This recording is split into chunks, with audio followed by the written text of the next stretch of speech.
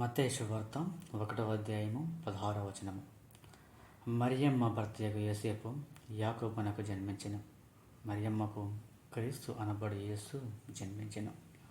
ప్రియమైనటువంటి దేవుని బిడ్డలారా, యేసేపు గారు భర్తగా తన యొక్క బాధ్యతలను శిరస వహించి ఉన్నారు.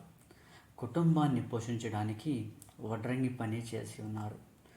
మరీ తల్లి ప్రసవ వేదనలో బాధపడుతూ ఉంటే తన వెన్నంటూ ఉంటూ తోడుగా ఉంటూ తనకు ఒక పెద్ద భరోసాగా నిలిచి ఉన్నారు. బాల్యంలో యేసు భగవానునకు అన్ని విధములుగా అన్ని విద్యలను నేర్పించి ఉన్నారు. మరి ఈ లోకంలో ఉన్న మీరు ఎంతవరకు మీ కుటుంబానికి తోడుగా భరోసాగా ఉంటున్నారు? ఎంతవరకు మీ కుటుంబం కోసం మీరు కష్టపడి సంపాదించి మీ కుటుంబాన్ని పోషించుకొని ఉన్నారు?